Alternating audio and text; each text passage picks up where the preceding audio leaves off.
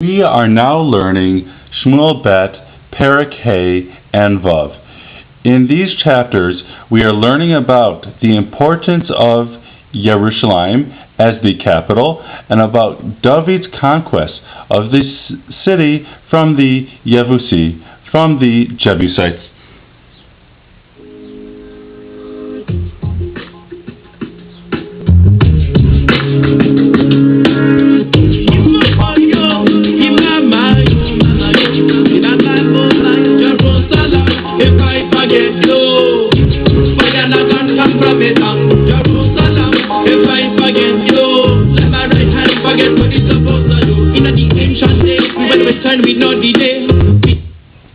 Im eshkachech Yerushalayim tishkach yemini. If I forget thee, Yerushalayim, may I forget my right hand. In this psalm, we are saying that Yerushalayim is just as important to us as our right hand. So, we had just learned how David attacked and captured Metzudat Zion. So hold on one second, let me get to a map of it. So again, Metzudat Zion is this fortified area here. It was not conquered until now because it was such a hard place to conquer. First of all, it is on a mountaintop and it's surrounded by a strong wall and a valley all around it. So after David captures Metzudat Zion, he builds from Hamilo, which is this ramp that was used for assemblies, and he rebuilds the entire fortress. So I want you to see how David's city is really just a very small part of the modern day city.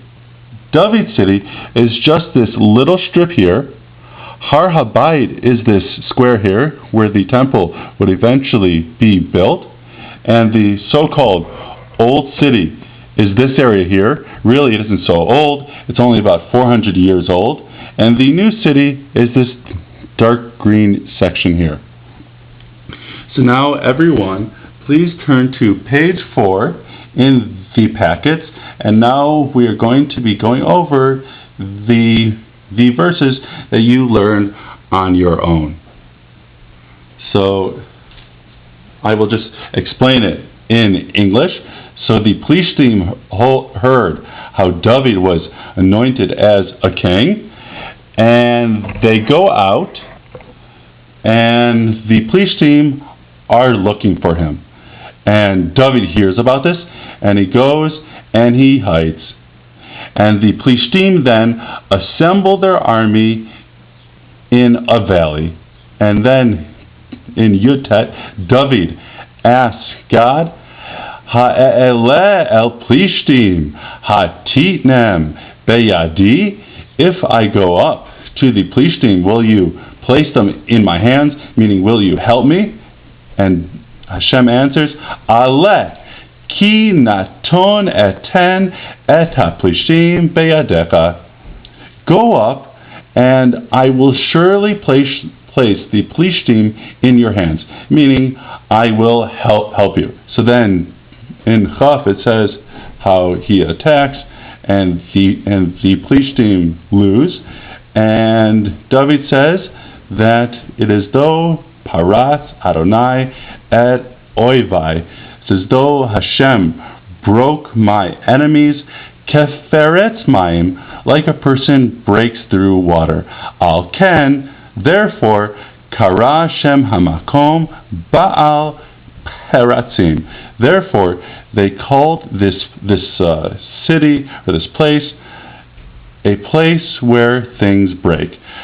I think it's a metaphor, meaning that Hashem and David broke the Plishtim just as easily as a person breaks through water.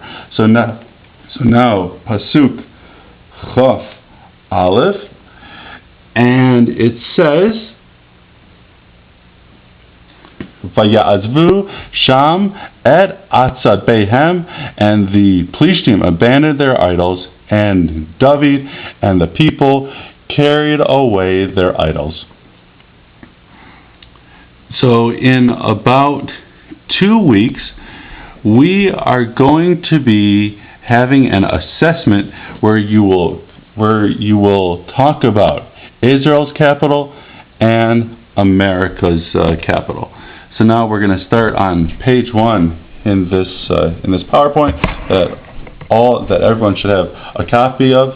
So a capital has places where a leader lives. A White House, and then in the parallel example, a palace.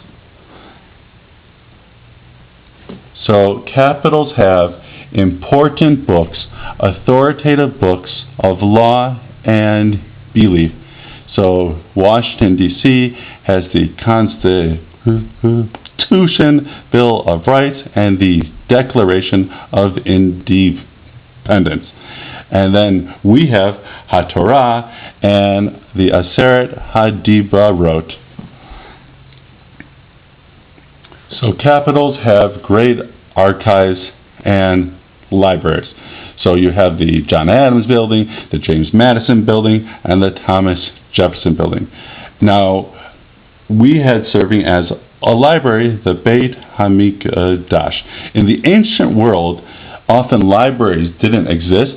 The temple itself served as a library. So whenever a new book of Nach was made, the Talmud says it was katuv vechatum, written and deposited in a temple. And once it was deposited in the temple, it was known to be an important book.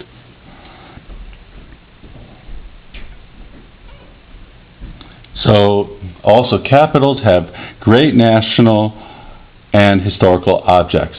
So you have the National Archives, Smithsonian, Washington Monument, and David City had the Aron Hashem, which had in it a Torah, the original Torah, Aharon's staff, and Hamanah. Capitals are centers of law at the Capitol Building, Congress, and the Senate. And now we have the Sanhedrin and the place where the men of the great assembly met.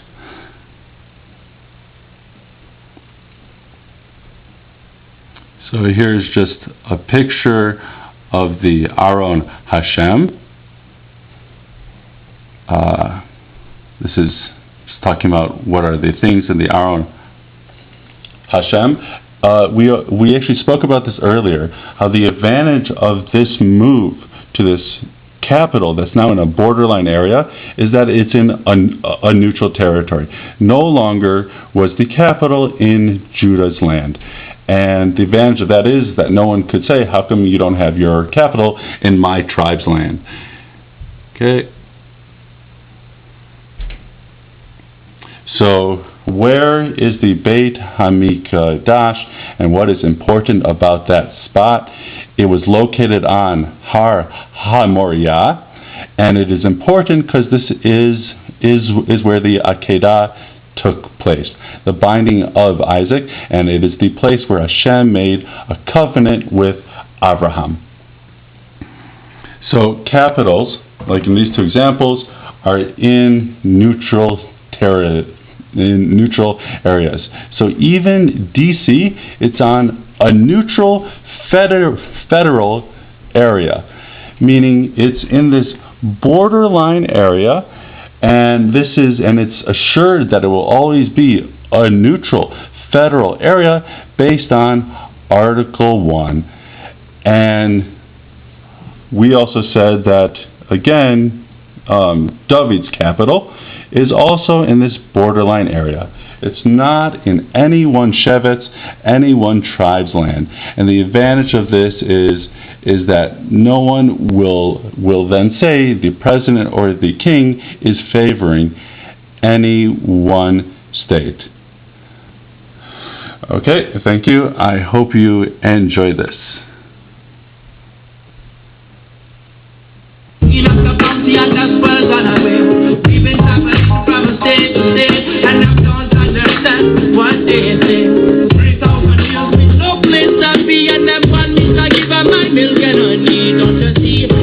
about the